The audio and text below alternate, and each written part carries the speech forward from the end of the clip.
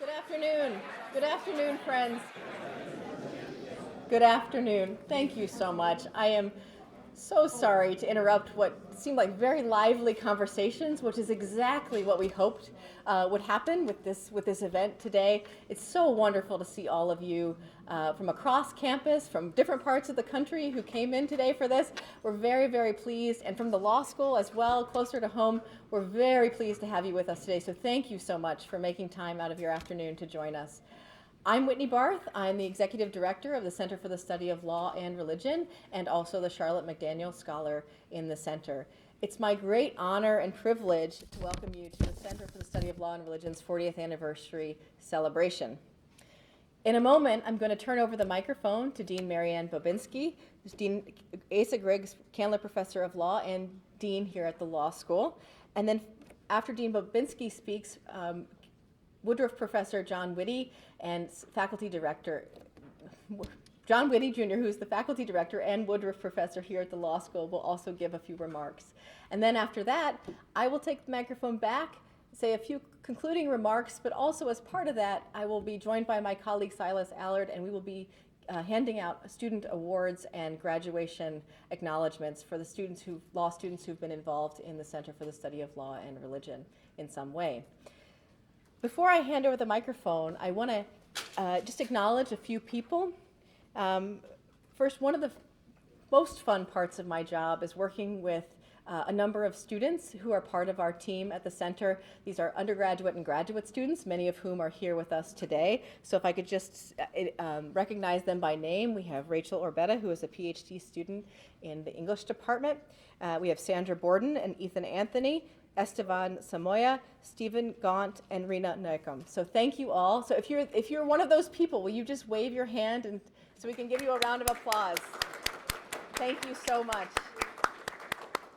Some of our students have been with us for several years, so the center work has been a part of their experience at Emory from when they first started here on campus. And so we take that as a great honor and a privilege to be able to be with students throughout their experience here on campus. So thank you again for all of your great work. I'd also like to thank John Witte Jr. and all of my Sizzler, as we call ourselves, the CLSR colleagues, and just for the warm welcome that I've received in my first year here on campus. As it's exciting to come in this milestone year, 40th anniversary, because we're celebrating all that has been done, and we're also visioning together for the future. And I have to say, the friendship, the mentorship, and just the wonderful collegiality that I've experienced among my center colleagues has just been unparalleled. I'd also like to thank Gary Hauk, who unfortunately couldn't be here today, but he penned the 40 Years of Law and Religion story that you can find in print and online over on that table, the far table. Please take a copy. It's a wonderful booklet that details the center's history, lots of great archival footage that has been years in the making. And finally, related to the booklet, but also to this event, I would like to especially thank Amy Wheeler, Chief of Staff, and John Bernal, who is the Director of Digital Scholarship at our center. We are the 40th Anniversary Planning Committee, and who've done such a wonderful job throughout this whole year.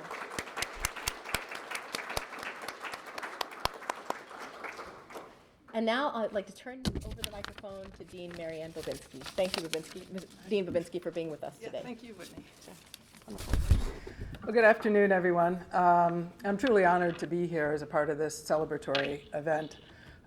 As said in other occasions, and feel compelled to say here, the Center for the Study of Law and Religion is something I knew about Emory, and part of why I knew that Emory was such a great home to intellectual engagement, to community engagement, to making the world a better place. This was a strong feature of what I knew about Emory before I ever arrived. And certainly I had high expectations in meeting John Witte and his colleagues of what they would be like and what the center would be accomplishing. And I had no idea how wrong I was. They are so much more amazing than I ever thought. One of the things deans do is we go around the world and we talk about things called crown jewels, centers of excellence, beacons of light in the darkness. You know, we talk about different programs, things that we try and do where we lead intellectual debate and we tackle issues that are important for our society. And in this case, the very important issue of how law and religion relate to each other, certainly here, but actually all around the world. And we talk about what we hope to achieve as a leading law school and leading university. And this center has exemplified everything that deans talk about that we try and achieve, and has actually been a beacon of light and a center of excellence and a crown jewel that allows all of us to think about what might be possible within our own areas of research. That maybe someday with the right collection of minds, the right collection of will, the right collection of donors, the right collection of students, we can have the kind of impact in our fields that the Center for the Study of Law and Religion has had in this important field for society and for our world. So I have a list, a brief summary of activities and offerings, and it's brief only because I know John Whitty is going to be talking, and he's going to be much more comprehensive and undoubtedly much more eloquent than me. So you're all waiting, saying, when is the dean done? And we can hear from John. So I don't want to go on too long.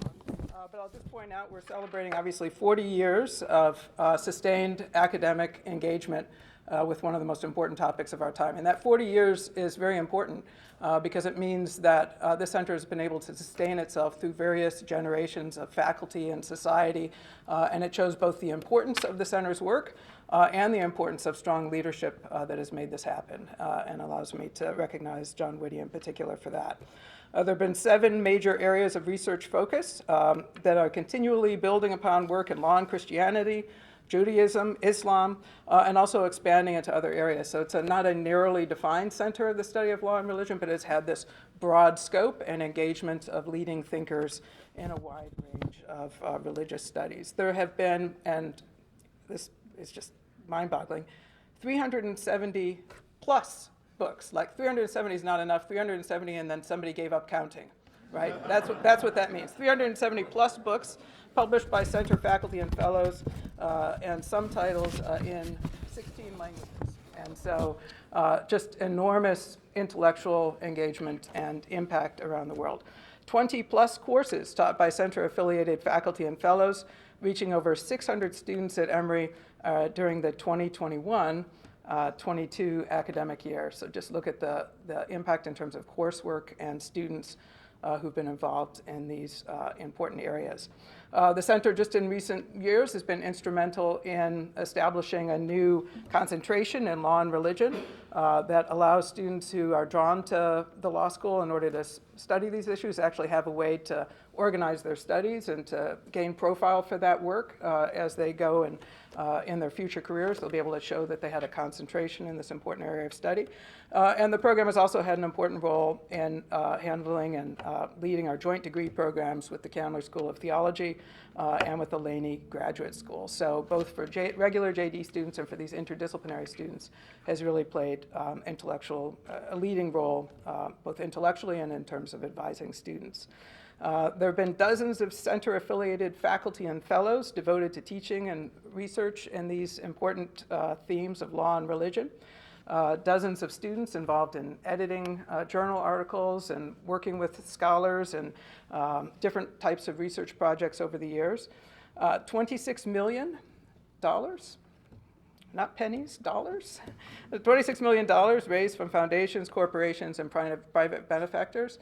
And when you look at that, very significant investment of funds, first of all, that we're talking about very committed organizations who are knowledgeable and understand what it means to have a world-leading center for the study of law and religion.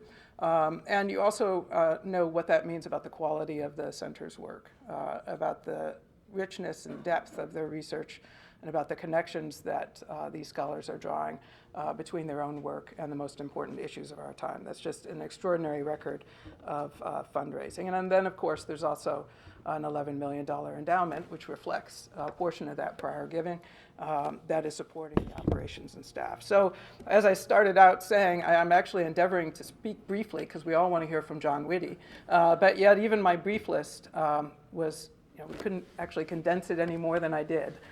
In terms of looking at the center's impact. And as I said at the outset, I'm just so honored to be here as a part of this celebration, to thank everyone who's been involved in creating the center and in furthering its work over the years, and in particular to welcome my colleague, Woodruff Professor John Whitty, and to thank him for his leadership, his many gifts as a scholar, teacher, and leader of this important endeavor. Thank you so much, John.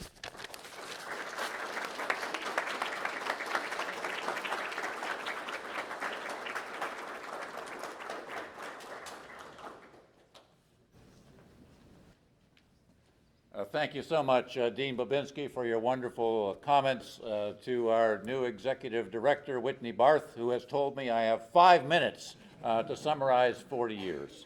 It's a joy to gather together and to celebrate this 40th anniversary of our center. We are a steeple of excellence, of academic excellence on this campus. We have been a hub in a global network of some 1,600 scholars around the world who work in the law and religion field. And we have been a laboratory for creative inquiry and education on some of the fundamental questions of the interaction of law and religion. I've been privileged since 1987 to serve as the director of this center, and that year I took over from my distinguished colleague and friend and brother and the founding director, Professor Frank Alexander.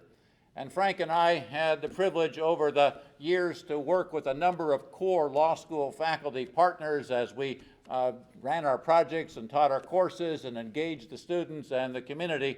And I want to note especially Professor Abdullahi An-Naim, Professor David Biederman, Harold J. Berman, Michael Broyd, Rafael Domingo, Michael Perry, Johan van der Vijver, who have been part of our team for a great number of years and have joined others across the campus, across the country, across the globe, who have worked with us in a number of different capacities, including a few friends who have gathered here, Professor Charlotte McDaniel, Professor David Blumenthal, and Chairwoman Maria Caron. We're delighted to have had an opportunity to work with all of those colleagues. Today, our center consists of some 60 or so faculty fellows, senior fellows, a number of residential postdocs and lecturers who work with us, and hundreds of students that are engaged in our projects, with our research, in our courses, in our engagement with media.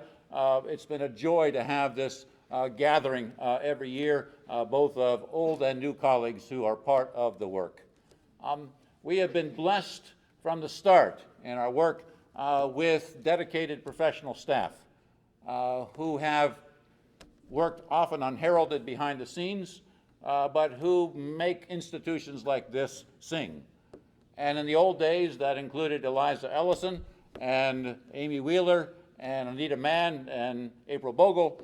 And today they've been joined in part by new teams. And we have Silas Allard and Whitney Barth and John Bernau and Christy Green and Gary Hawk as part of our core team, and then newer colleagues that are part of our community, Ira Bedzo and Shlomo Pill and Leanne Bambach and Rahim John. I won't try to pronounce your last name, Rahim John, I'm very sorry, and Doug Waters and others.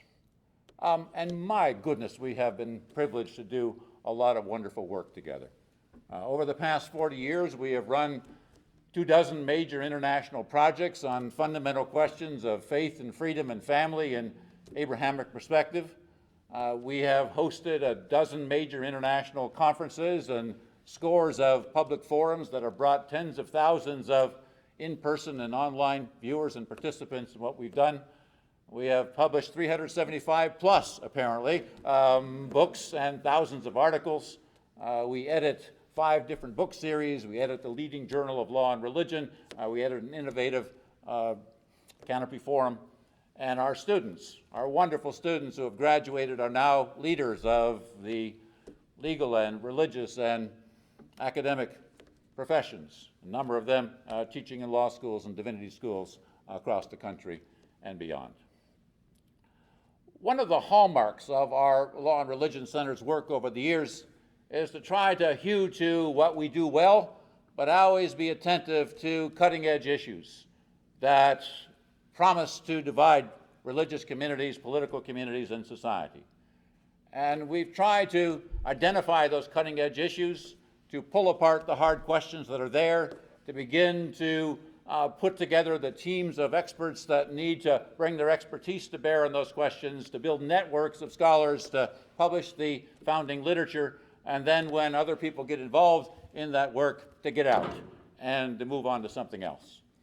And so we were doing Christianity and democracy in global context before the Berlin Wall fell, before the Soviet Union imploded, before all these African countries and Latin American countries were released from colonial oppression or totalitarian regimes. We were doing issues of religion, human rights, and religious freedom long before the UN and various nation states began to make those matters of higher priority and eventually controversy. We are working hard on sex, marriage, and family questions long before the cultural revolution exploded over issues of sex.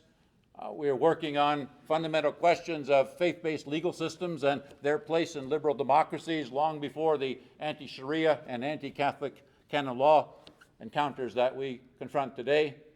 We have thought one of our jobs is to scout the frontier and to begin to break it and begin to map it for the sake of others. A second feature and hallmark of our center's work over the years has always been to try to welcome every serious perspective and to engage it seriously, robustly, respectfully, responsibly. The center has no party line. It has no political or ideological agenda. It has no methodological template that must be followed. We take no religious test oaths. We insist on no particular agenda. And we do not engage in litigation or lobbying or work with government officials. We are an authentic research and education center, and we have made our mark by being open and respectful to all viewpoints. We want people to be authentic to their identities. We want them to be open about their perspectives. We want them to be robust in dialectical debate so that we can, in the academy, if nowhere else in society, have the capacity to deal with the deepest questions that divide us and to find ways of living together as good neighbors, even if it is necessarily with fences on occasion. And so you will see from all these posters around the room that we have invited to our lecterns and our projects and our publications all manner of celebrities. President Jimmy Carter, Chief Rabbi Lord Jonathan Sacks, the 14th Dalai Lama, Archbishop Desmond Tutu, Judge John T. Noonan Jr., Ambassador Mary Ann Glendon, President Sanjay Labsang, and many other celebrities of comparable heft. And we've had literally hundreds of scholars, left, right, and center, who have been part of our work, who have been part of our publications, and who are part of our global network. So we've had a wonderful run. We've had a wonderful opportunity to do some good work. And the reality today is that there is so much more good work to do. We're in a world now that is experiencing rapid and seismic and sometimes violent shifts in fundamentals of law, religion, and society. And what our little center in this big world context has to begin to negotiate is, well, how do we retain our place and responsibility as a thought leader in this big interdisciplinary field, especially when now there are 55 centers and institutes of law and religion that have cropped up around the globe since we started in 1982 and 1983. How do we build the next leadership in the law and religion field? How do we identify the hard questions of the future that need to be engaged? How do we identify the new voices and values and systems of life and thought that have to be part of what we're about? And it's questions like that that we are placing in the hands of our brilliant new executive director, Whittney Barth, and the faculty and the fellows and the scholars and the investors that will be part of the world that she will be leading over the next years. And it's a joy to have a person of her ability and stature and warm heart and brilliant mind engaged in leadership with me and with Michael Broyd and others who are still active in the center, and to watch her take over in 8 months much of the program and tell me what to do, which is wonderful, which is wonderful. I think in this 40th anniversary year, the Law and Religion Center has finally come of age. But I hope and I pray that its brighter and better days are ahead. Ideally 40 more years. And I hope the good Lord gives me some time to be part of that next 40-year swath of work. I know for certain that I can call on Dean Bobinski and Director Barth to express my profound thanks to this university, to its administration, to its faculty, to its scholars, to its staff, to its professionals, to the students, to the alumni, to the generous philanthropists that have made an institution like this possible. This is a special place, and it's a joy to have been a part of this. I've been a kid in the candy store for the last 40 years, and I look forward to a little more candy in the years to come. Thank you so much for being part of this.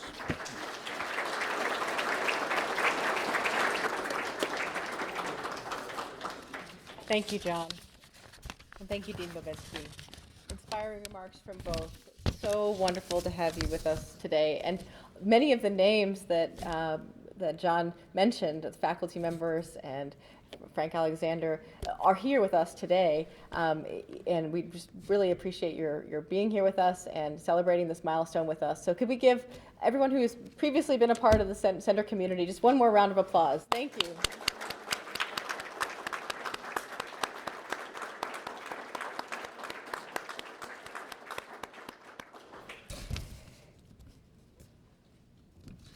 As John mentioned, we're surrounded today by markers of the center's long and illustrious history. And as I look to the future, I'm excited, very excited for the center to continue to be a hub for the many vibrant conversations around law and religion that are no doubt yet to come, both here on Emory's campus and for the many partnerships that we look forward to continuing to cultivate with our friends and neighbors around campus, and also well beyond Emory as well. And we are committed, as John said, to engaging in rigorous scholarship that is accessible to a wide public, as we're hoping to do through our Canopy Forum publication. So if you haven't seen it yet, please subscribe, check out our Canopy Forum resource. Articles posted every week on different contemporary law and religion topics meant for a broad public audience, a way of our center doing public programming in a different vein. And we're very proud of that work and of the many voices that get put forward on that platform. Studying law and religion is an opportunity. It's an opportunity to build cultural competencies, and it's an encouraging of an expansion of our legal and social imaginations. We're so excited to engage students in the law and religion concentration, some of whom may go on to do law and religion-related litigation or advocacy work, or may not practice in the space of law and religion, but may be more empathetic or more engaged in understanding what their clients bring to the table if they're religious actors, or what different forces are operating in the world when it comes to law and religion just in their daily lives. And that's important.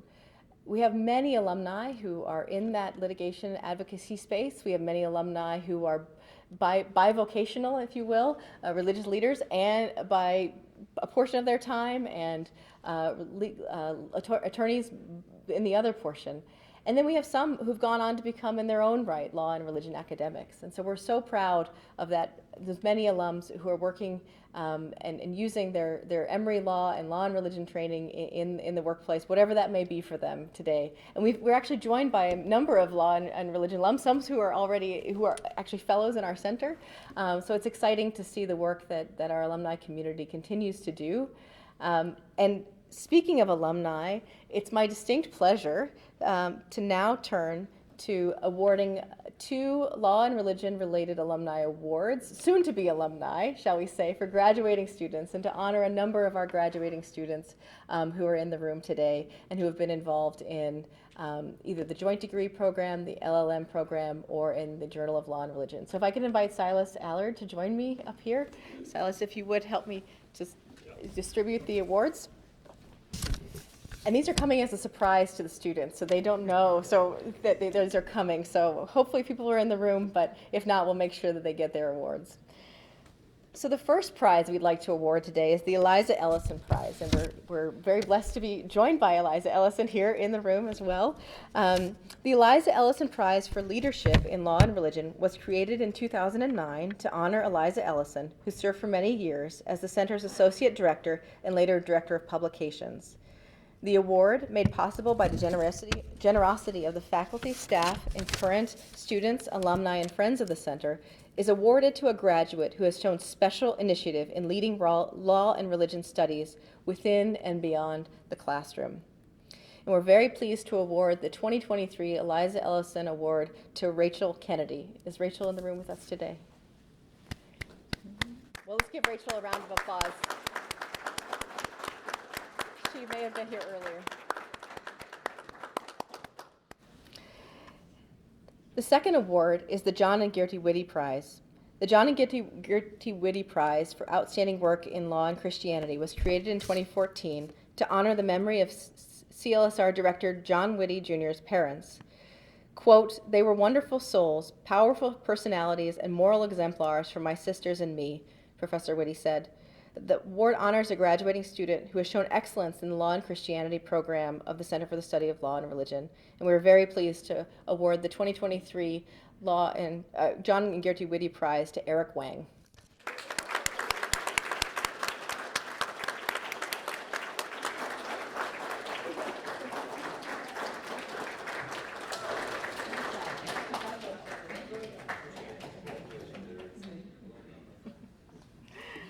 Wonderful.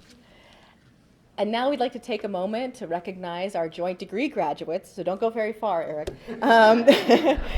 Eric Wang will be graduating this May with the JD and Master of Theological Studies from Candler Theological School. Eric?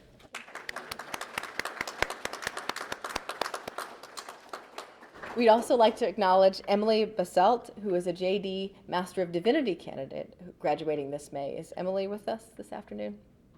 Okay, we'll give Emily a round of applause.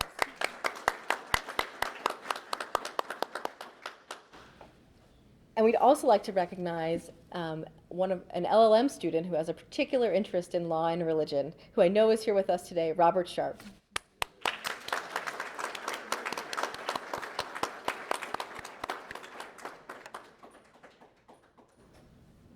And now we'd like to turn to awarding. Oh.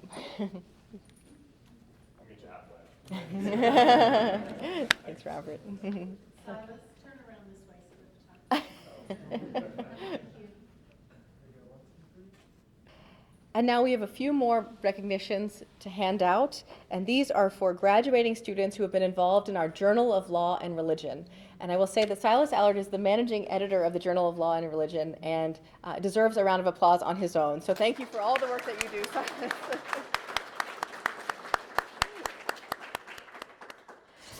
Excellent.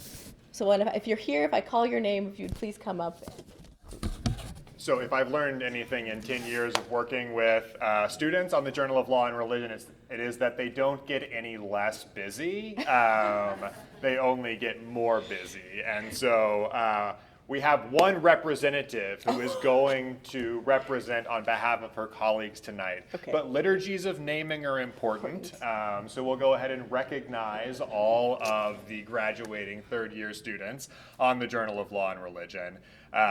Josh Brennan, Aaron Lasky, Tyler Lavender, Mordecai Saylor, Sydney Zachary, and accepting a certificate on all of their behalf, Becky Regas. So congratulations to all of the three.